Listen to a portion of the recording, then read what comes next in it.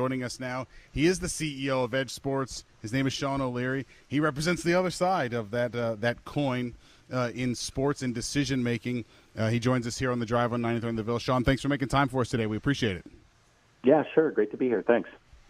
All right. So for the average fan who just sort of watches games on TV or at the bar with buddies and that sort of thing, just lay out the vision for what you guys do, in particular in this area where you are growing as an analytics base for football teams.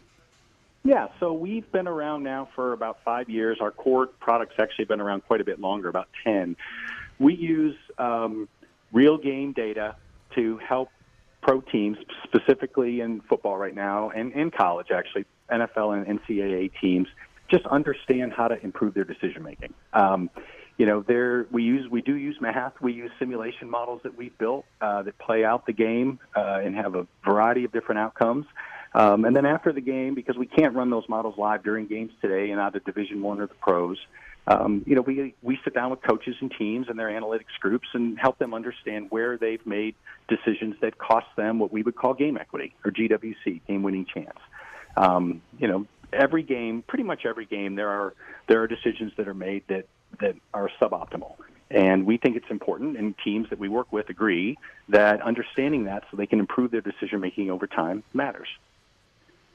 And one of the things I've always enjoyed, Bill Connolly, that contributes to Football Outsiders, which is now something that I'm sure you're familiar with, and has developed a number of statistical analyses of his own for college football more than pro football, has always kind of hammered home to me, even when we were just talking one-on-one, is statistics and advanced statistics are really to make you see past what you think you already see, and in particular to kind of challenge like the obvious thing that you think you know when it's really something else. So you were talking about improving decision making for coaches and that sort of thing.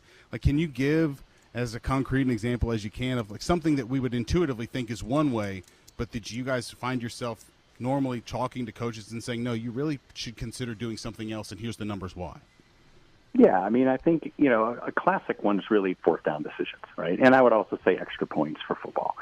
So in the case of fourth down, there's this decision to either punt, oftentimes kick a field goal if they're in field goal range, or go for it. Coaches look at the expected points at any given point oftentimes, and they'll say, hey, this is a chip shot field goal, let's take it. Our brains are not capable of determining the actual, kind of win probability at that point, given all the factors like down and distance and score and time and timeouts left. So we often find that we're telling coaches, hey, listen, having possession of that ball and getting the extra 4 points is really valuable. They look at the risk, I think, of the drive and don't really weigh out the value of the extra, of taking that extra point or those extra plays. Punting the ball, we help coaches understand, hey, listen, if you punt the ball here, for it to be worth it for you to punt the ball versus going for it, you'd have to kick the ball to this point. And when we say it like that, if it's, hey, you have to get it inside the 3-yard line for it to be the right call, they can start to look at it differently and go, yeah, now I understand how difficult that's going to be, right? So that's the way we look at the game and work with the teams that we work with.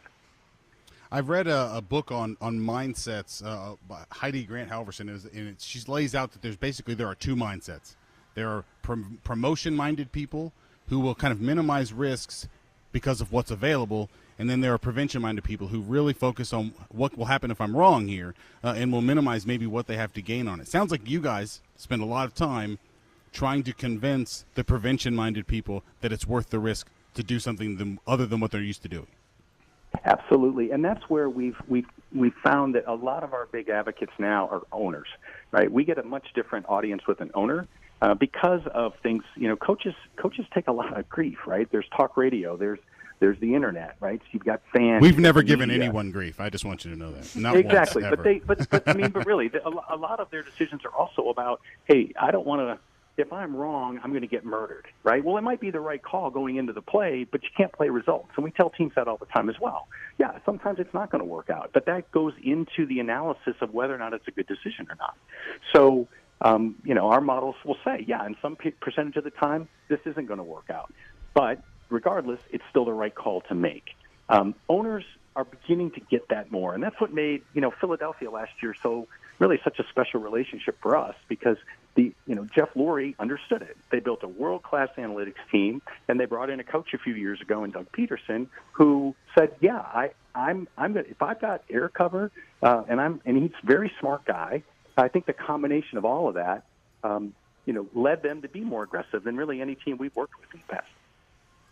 We are talking with Sean O'Leary. He is the CEO of EdjSports, who is getting heavy into the analytics game. Just bought Football Outsiders, which is a great statistical website if you are a football junkie, pro and college football. On your website, you have the motto or what have you on the top. It says, know yourself, know your opponent. Can you just describe, when you talk about know yourself, what kinds of analytics are you providing for coaches and for teams to self-scout?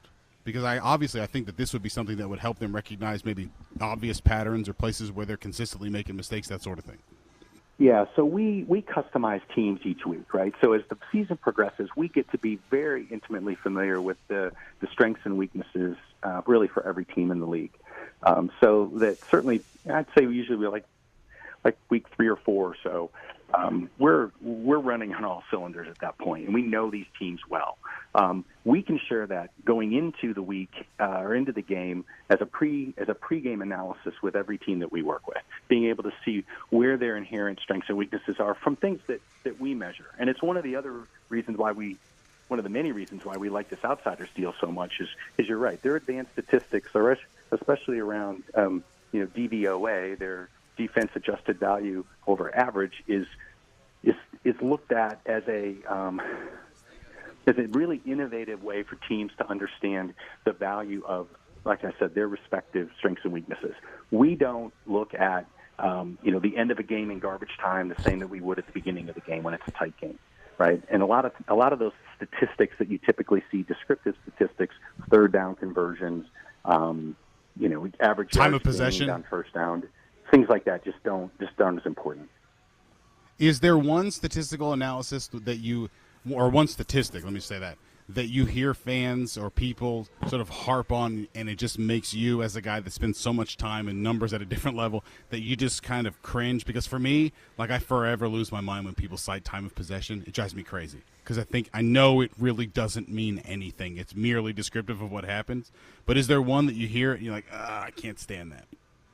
Yeah, I always get a kick out of the fact that, there's actually 2. One of them is the net turnovers, right? So we looked at New England last year. New England was actually +6 net turnovers, and people would say, great, that's a positive thing. In reality, those 12 turnovers that they actually had were much more valuable to them than the 18 that they gained. Okay, so just looking at the raw difference of the 2 numbers, the net difference, doesn't really indicate how important those turnovers were at any given point in the game and what it cost them in win probability. That's one. The other one, and I'll use New England as another example really, is on defensive pass rankings around yards given up per game. When you're in the lead and you're playing a soft defense and you're giving up chunks at a time, that hurts your per game average and your rankings as a defensive pass team in the traditional sense. But in reality, they're not giving up enough yards while that clock's ticking to really hurt their chance to win the game, right? When you're up big like New England is often, or better teams like Philadelphia and Pittsburgh, oftentimes those statistics are meaningless. So those would be the other ones. For the average fan, before we let you go, Sean, for the average fan, if they wanted to just, maybe improve the way that they think about their team, so that when I do the football postgame show this year, I don't have to take calls where people are like, look at the total yards they gave up, and it doesn't matter because they won by 50 or what have you. If the average fan just wanted to kind of improve the way they look at the stats and the way they analyze their team, what kind of things would you recommend that they do? Well, I think that's honestly where Outsiders comes into play. I think some of their advanced statistics really shed a light on how well a team is doing relative to, as I said, more traditional statistics. I think that the casual observer watching the game, it's really about understanding that win probability. What's the chance that my team's going to win at this point, and how do I see that changing over the game based on success or failures on play execution as well as decision making. Sean O'Leary, CEO of EdjSports. Thank you for joining us. Would love to talk with you again as you guys continue to get more involved in football, and maybe when the season actually gets here, you can correct some people that are always wrong when they call in. I'd appreciate that, buddy. Happy to do our best. Thanks for your time, guys. I really appreciate it. Well, we enjoyed it. Thank you very much, Sean O'Leary, Take care. CEO, EdjSports there.